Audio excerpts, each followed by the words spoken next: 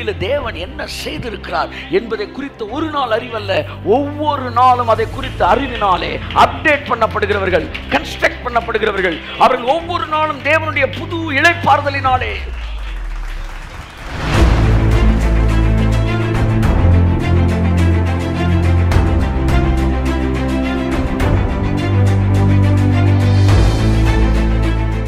When you have a substance at your hand, you can feel it. அப்படித்தான் விசுவாசம் உங்களுக்குள்ள வந்த உடனே அதை ஃபீல் பண்ணிட்டே இருப்பீங்க. அப்போ என்ன நடக்கும்னா, இந்த சப்ஸ்டன்ஸ் வந்த பிறகு அந்த பிக்சர்லாம் அழியாது. அதனால தான் சொல்கிறேன், ஒரு வியாதியை குறித்து உங்களுக்கு பயம் இருக்குதுன்னா, you must receive the substance.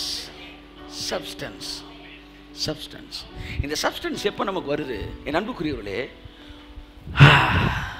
ஒரு பிரச்சனை, அதாவது அப்போ பாசிட்டிவ் இமேஜினேஷன், அந்த இமேஜினேஷனை டெவலப் பண்ணுறது, இதெல்லாம் யூஸ்லெஸ்ன்றீங்களா? அதெல்லாம் நல்லது. அப்படி பழக்கி விட்டீர்கள் என்றால் நீங்கள் உண்மையிலே உங்கள் மைண்டை நல்லா ப்ராக்டிஸ் பண்ணியிருக்கீங்கன்னு அர்த்தம். அதெல்லாம் ரொம்ப நல்லது. எல்லா சூழ்நிலையிலையும் பாசிட்டிவாகவே யோசிங்க. தேவன் உங்களுக்கு சொல்லிக் கொடுத்த விஷயத்தையும் யோசிங்க. ஆனால் அது மட்டும் விசுவாசம் அல்ல, அது போதுமானது நீங்கள் நினச்சிங்கன்னா ஓகே, இட்ஸ் ஓகே. நான் எதையுமே நெகட்டிவாக பேச விரும்பலை. ஆனால் என்ன சொல்ல வரேன்னா, நீங்கள் நல்ல ரோடு போட்டிருக்கீங்க பாசிட்டிவாக நீங்கள் திங்க் பண்ணுறனால. ஆனால் லாரி வரணும் உள்ள, கை தட்டுங்க, லாரி வரணும். ஆமென். லாரி உள்ள இறங்கணும் இயேசுவின் நாமத்தினால. ஆமென். அப்ப ஒரு விஷயம் உங்களை ரொம்ப பயமுறுத்தும் போது கடவுளுடைய சமூகத்திற்கு கடந்து செல்லுங்கள், அவரோடு கூட பேசுங்கள். அவர் உங்களிடத்தில் பேசும்படிக்கு வேதத்தை வாசிங்க. எதுவுமே இன்னைக்கு உங்கள்கிட்ட பேசலையா, ஓகே, முடிச்சுட்டு தைரியமா இருங்க. தேவன் எனக்கு நன்மை மாத்திரமே செய்வார். அடுத்த நாள் பைபிள் எடுங்க, இல்லை ஒரு 1 hour கழிச்சு பைபிள் வாசிங்க, வாசித்துக்கிட்டே போங்க. இப்போ ஒரு வார்த்தை உள்ளேருந்து உங்கள் மேலே எறிவார் தேவன். அது வந்துருச்சுன்னா, ஒருவேளை இப்படி நடக்காவிட்டால் என்கிற எண்ணமே உங்களுக்கு வரவே வராது.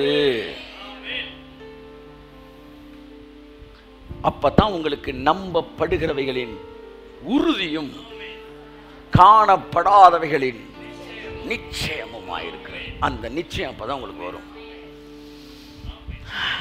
கோதுமைக்கு முன்பாய் பதர் எம்மாத்திரம். வெறும் இமேஜினேஷன்ல போக கூடாது sister. You must have a word from God. You must have a word which is about your problem, about your life, about your future, about your profession. That is what faith, God given faith. கரங்களை தட்டி ஆமென், ஆமென். அதனால தான் Bible வாசிங்க. You must be a word connected man. You must be a constructive man. கிருபைன்னு ஒன்று அப்படியே தூங்கி எந்திரிச்சு பல்லு விளக்காம மூஞ்சி கிழமாம சர்ச்சில் உட்கார்றது கிடையாது. எல்லாம் இருக்கிறபடியினால் நீங்கள் ஹாயா தவறுது. 2 பேரை ஒருத்தன் பாராஷூட்டோட என்ன செய்றீங்க, விமானத்துல தள்ளி விடுறீங்க. இன்னொருத்தனை பாராஷூட் இல்லாம தள்ளி விடுறீங்க. 2 பேரும் இப்படி தான் போறாங்க. நல்லா கவனிக்கணும்.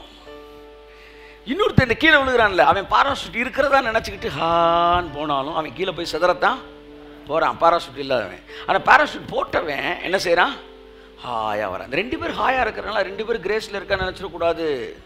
ஒருத்தன் கன்ஸ்ட்ரக்டிவா ஹாயா இருக்கிறான், ஒருத்தன் பேஸ்லெஸ்ஸா ஹாயா இருக்க. இந்த பேஸ்லெஸ்ஸா பைபிளை படிக்காம கடவுள் யாருன்னு தெரியாம விட்டுட்டாரு, எங்களை அவுத்து விட்ட கழுதையா விட்டுட்டாரு, நாங்கள் ஜெபிக்க மாட்டோம் பைபிள் அப்படின்னு போகும்போது உங்களுக்கு பார்க்கறதுக்கு ஹாயா இருக்கிற மாதிரி இருக்கும்.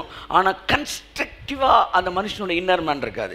ஆனால் சிலுவையில் தேவன் என்ன செய்திருக்கிறார் என்பதை குறித்த ஒரு நாள் அறிவல்ல, ஒவ்வொரு நாளும் அதை குறித்த அறிவினாலே அப்டேட் பண்ணப்படுகிறவர்கள், கன்ஸ்ட்ரக்ட் பண்ணப்படுகிறவர்கள். அவர்கள் ஒவ்வொரு நாளும் தேவனுடைய புது இளைப்பாறுதலினாலே.